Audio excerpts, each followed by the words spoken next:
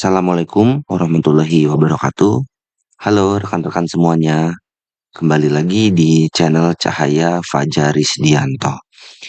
Pada kesempatan kali ini saya akan berbagi praktik baik mengenai bagaimana cara tunanetra dapat menggunakan PowerPoint sebagai media untuk presentasi. Rekan-rekan semuanya, agar tunanetra dapat presentasi, maka ada beberapa hal yang perlu dipersiapkan. Yang pertama yaitu laptop. Kedua, sebuah aplikasi pembaca layar yang sudah terinstal pada unit tersebut. Nah, apabila dua perangkat ini sudah siap, maka rekan-rekan tunanetra sudah dapat langsung untuk presentasi. Tentu dengan catatan rekan tunanetra ini sudah belajar komputer dasar. Berawal dari mengetik 10 jari, kemudian membuat dan menyimpan file, serta mereka sudah dapat atau menguasai dalam penggunaan aplikasi Office ya. Seperti itu. Yuk kita langsung saja ke panduannya atau berbagi praktik baik ini agar teman-teman, rekan-rekan semuanya bisa memahami bagaimana cara tunanetra ini dalam mengoperasikan PowerPoint sebagai media saat presentasi. Sebelum kita lanjut, perlu diketahui oleh rekan-rekan bahwa pada saat tunanetra akan menggunakan laptop atau pada saat mereka mengaplikasikan laptop, mereka tidak menggunakan mouse ya rekan-rekan semuanya. Jadi yang digunakan adalah pintasan keyboard. Seluruh tombol keyboard yang tersedia mereka gunakan untuk mengakses menu yang terdapat di laptop, kemudian bagaimana cara mereka men-searching program, kemudian bagaimana caranya mereka untuk mengerjakan tugas-tugasnya. Mereka sama sekali tidak menggunakan mouse. Mengapa? Karena mouse ini sifatnya sangat visual. Ketika kita sentuh, maka kursor itu akan bergerak dan tentu pergerakan kursor ini tidak dapat diakses ya oleh rekan-rekan kita yang tunanetra. Maka pintasan keyboard ini sangat membantu mereka dalam bernavigasi menggunakan laptop. Langsung saja kita praktikan bersama-sama. Nanti rekan-rekan bisa lihat, kemudian mendengarkan pada saat NVDA membacakan setiap tampilan layar di laptop yang saya gunakan ini tentunya ya. Yang pertama kita akan menggunakan tombol start menu untuk menuju ke file atau folder download. Kebetulan di sini file PowerPoint-nya saya simpan di download ya rekan-rekan. Caranya Start window. Search window. Search box edit blank. Oke, kemudian kita menuju file explorer. Mobile device toggle button not pressed. List. Pinat list. File explorer 1 of 12. Oke, kita masuk. Home dash file explorer. Pane. List. Quick access grouping expanded 1 of 2. Oke, kita menuju download. Items view list. Home row 1 kolom 1 of 20. Desktop kolom 33 of 2. Documents row 2 downloads row 37 of 20. Oke, kita masuk di sini. Items view list. Last week grouping expanded. Memahami das disleksia das pada das hanak oke.pptx not selected 1 of 55. Oke, ini ada PowerPoint-nya. File ini ada di bagian paling atas. Kita langsung saja. Pemanfaatan teknologi yang aksesibel.png 2 of 5. Kita langsung saja enter. Memahami das disleksia das pada das hanak oke.pptx 1 of 5. Memahami das disleksia das pada das hanak oke.pptx das WPS Office window. Memahami das disleksia das pada das. Maaf rekan-rekan, saya ulangi kembali. Untuk login ke PowerPoint-nya sebentar. Sistem menu, close, check, downloads das file explorer. Items view, pemanfaatan teks. Memahami das disleksia das pada das hanak oke.pptx 1 of 55. Cut alt coma, copy alt coma, rename, share alt, delete alt, pop window, open with collapsed alt coma, h, 2 of 13. Nah, kita buka dengan open with ya. Open with-nya di sini menggunakan PowerPoint. Save to my open with collapsed alt, pop window. Menu, WPS Office PowerPoint 1 of downloads das file explorer unknown. Memahami das disleksia das pada das hanak oke.pptx das PowerPoint. Slide. Oke. Pada saat tampilan layar terbuka, kemudian setiap menu yang kita akses, maka aplikasi pembaca layar ini yang disebut NVDA, Non-Visual Desktop Access, ia akan membacakan setiap ikon yang ada di layar, tampilan yang ada di layar, baik berupa gambar, teks, simbol maupun tanda baca, maka akan dibacakan oleh pembaca layar tersebut. Nah, dengan demikian, rekan-rekan tunanetra mengetahui, oh iya, bahwa di layar sedang ada tampilan PowerPoint, atau oh iya, di tampilan layar sedang muncul folder download dan seterusnya. Oke, di sini kita akan slideshow, kita akan tampilkan secara full PowerPoint ini.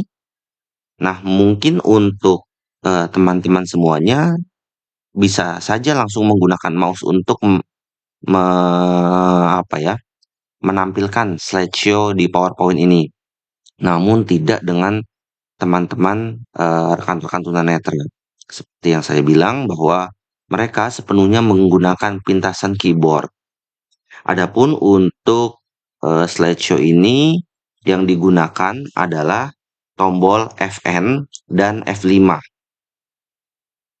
Tombol Fn ini berada di sebelah kanan, persis tombol CTRL.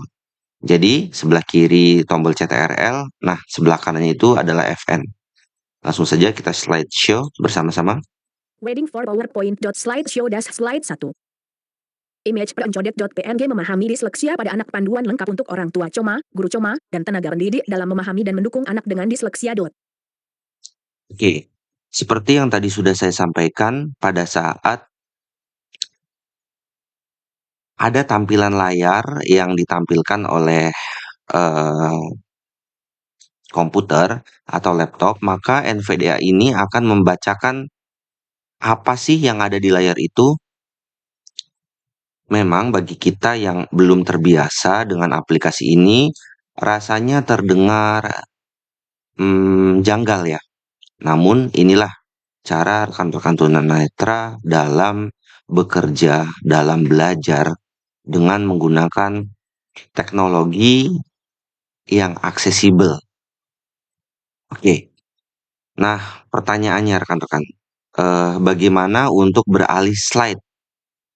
Oke, kita kembali lagi ke rekan-rekan pada umumnya ya, yang tidak mengalami hambatan penglihatan. Untuk beralih slide, rekan-rekan cukup menggunakan mouse saja. Menggeser, kemudian mereka menggeser, kemudian slide akan beralih. Namun, untuk rekan-rekan tunanetra ini, mereka cukup menggunakan tombol spasi untuk beralih slide. Oke, kita akan tekan spasinya. Slideshow das slide 2. Image perencodet.png definisi apa itu disleksia question. Disleksia adalah gangguan belajar spesifik yang bersifat neurologis dan memengaruhi kemampuan membaca coma, menulis coma, mengeja coma, serta mengolah bahasa.